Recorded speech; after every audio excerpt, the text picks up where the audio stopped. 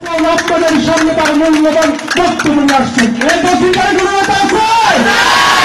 সেই নেতা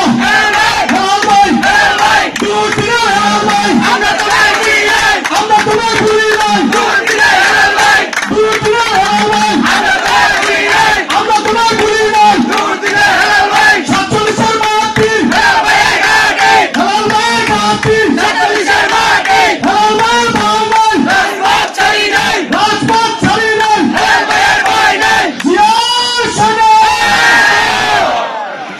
বিসমিল্লাহির রহমানির রহিম। আমি গভীর শ্রদ্ধার সাথে স্মরণ করছি স্বাধীনতার ঘোষক, বহুদলীয় গণতন্ত্রের প্রবর্তক শহীদ রাষ্ট্রপতি জিয়াউর রহমানকে।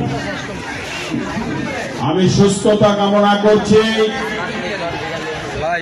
তিনবারের সফল প্রধানমন্ত্রী, আপসহীন নেত্রী, গণতন্ত্রের মা, দেশ নেত্রী বেগম খালেদা জিয়াকে। খুব তাড়াতাড়ি দেশে ফিরে আসার কামনা করছে কোটি কোটি মানুষের হৃদয়ের স্পন্দন বাংলাদেশ জাতীয়তাবাদী দল বিএনপির ভারপ্রাপ্ত চেয়ারম্যান জনাব তারেক রহমান। সম্মানিত সাথী ও বন্ধুগণ, আজকে আমাদের বিএনপির ভারপ্রাপ্ত চেয়ারম্যান জনাব তারেক রহমানের রাষ্ট্র মেরামতের 31 দফার যে অনুষ্ঠানের আয়োজন করেছেন, সেই অনুষ্ঠানের সভাপতির দায়িত্ব পালন করছেন 47 নং ওয়ার্ডের নির্বাচিত সভাপতি, রাজপথের লড়াকু সৈনিক, আমার ছেলের ছোট ভাই আলামিন সরকার। উপস্থিত আছেন দক্ষিণকাম থানা বিএনপির আমার সহযোদ্ধা যুগ্ম আহ্বায়ক মতিউর রহমান মতি ভাই। উপস্থিত আছেন যুগ্ম আহ্বায়ক কামরুল হাসান আকরাম ভাই, যুগ্ম আহ্বায়ক শাহজাহান আলী, যুগ্ম আহ্বায়ক দেলোয়ার হোসেন সবুজ। উপস্থিত আছেন আজকের অনুষ্ঠানের যে আয়োজক আমার শ্রদ্ধেয় বড় ভাই, অত্র এলাকার মাটি ও মানুষের নেতা, যিনি দক্ষিণকাম থানা নয় বৃহত্তর উত্তরা থানায় সহসভাপতির দায়িত্ব পালন করেছেন, সে আমার প্রিয় বড় ভাই হোসেন ভাই। উপস্থিত আছেন দক্ষিণকাম থানা বিএনপির আহ্বায়ক কমিটির প্রভাবশালী সদস্য আমার আরেক বড় ভাই হারুনুর রশিদ ভুট্টু। উপস্থিত আছেন ডাক্তার কবির ভূঁইয়া। আজকে সঞ্চালনার দায়িত্বে আছেন জনাব আমার প্রিয় ভাই জনাব সেলিম রেজা। আরো উপস্থিত আছেন দক্ষিণখান থানা নয় বৃহত্তর উত্তরা থানার সাবেক সহ সাংগঠনিক সম্পাদক জসিম ভাই। উপস্থিত আছেন মাসুদ ভাই। উপস্থিত আছেন সাবেক ছাত্রনেতা আতাউর ভাই, মজিবুর ভাই, আমাদের আবুল কালাম আজাদ। উপস্থিত আছেন নতুনভাবে যিনি দক্ষিণখানে রাজনীতি করতেছেন, সে আমার চেনের আরেক ছোট ভাই জনাব শাহিন মোল্লা সহ আরো আছেন উত্তরা পূর্ব থানার যুগ্ম আহ্বায়ক কমিটির সদস্য হারুন, কুসুম সহসভাপতি, উপস্থিত আছেন আমিনুল এবং সানাউল্লাহ এবং সাবেক শ্রমিক দলের সেক্রেটারি নুরে আলম, রাকিব, শিমুল এবং দক্ষিণখান থানা মহিলা দলের সদস্য সচিব আমার আরেক বোন সাজেদা বেগম সহ সার্বিক সহযোগিতা আজকের অনুষ্ঠানে কামরুল এবং আনোয়ার এবং সামনে উপবিষ্ট আমার কাঁঠালতলা ও আমতলার আমার প্রাণপ্রিয় ভাই ও বোনেরা, আসসালামু আলাইকুম।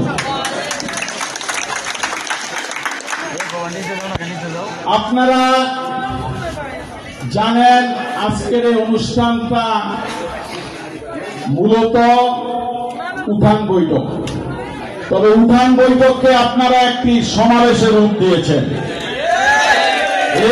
এর জন্য আমি কাঁঠালতলা তথা আমতলাবাসীকে দক্ষিণখান থানা বিএনপির পক্ষ থেকে আমি ধন্যবাদ জানাচ্ছি। আজকে এই 31 দফার লিফলেট কি আপনাদের হাতে আছে? সবাই লিফলেট গুলো উপরে উঠান, আমি দেখতে চাই। সবাই হাতে লিফলেট দেখতে চাই, লিফলেট সকলের হাতে দেখতে চাই। এই লিফলেট আমাদের প্রাণপ্রিয় নেতা, তারুণ্যের অহংকার, কোটি কোটি মানুষের হৃদয়ের স্পন্দন জনাব তারেক রহমানের রাষ্ট্র মেরামতের 31 দফা। এই 31 দফা শুধু দফা নয়, এই 31 দফার ভিতরে আছে আগামী দিনে এই রাষ্ট্র, এই দেশ কিভাবে পরিচালিত হবে। তাই আপনারা লিফলেট গুলো সকলে পড়বেন ধরে নিয়ে। এই লিফলেট পড়লে এই 31 দফা আপনারা যখন দেখবেন, যারা লাফালাফি করতেছে, বিভিন্ন কথা বলতেছে, তাদের কথা কিন্তু বন্ধ হয়ে যাবে। কারণ এখানে এমন কোন কথা নাই, দেশ পরিচালনার জন্য সকল কিছুই লেখা আছে। নারীর মর্যাদা, নারীদের সুরক্ষার দায়িত্ব এটা বিএনপি নিয়েছে। অতএব নারীরা, আমার মা বোনেরা, আপনারা নিজেদের সুরক্ষার জন্য নিজেরা যতটুকু আছেন, বাকি তো বিএনপির নেতা কর্মী ভাইয়েরা আপনাদের পাশে আছে। শ্রমজীবী মানুষের শ্রমের মর্যাদা, শ্রমজীবী মানুষ যারা আছেন, আপনাদের সঠিক মর্যাদা ইনশাআল্লাহ বিএনপি ক্ষমতায় গেলে দিবে। আপনারা বিগত দিনে তো বিচার ব্যবস্থা দেখেছেন, তাই এই 31 দফায় ন্যায় বিচার যেভাবে এদেশের জনগণ পায় তার ব্যবস্থা নেবে বিএনপি। এবং কৃষকদের সবকিছুর ন্যায্য মূল্য নিশ্চিত করবে বিএনপি। স্বাস্থ্য ব্যবস্থা, চিকিৎসা খাতের কি অবস্থা আমরা তো দেখতেই পাচ্ছি।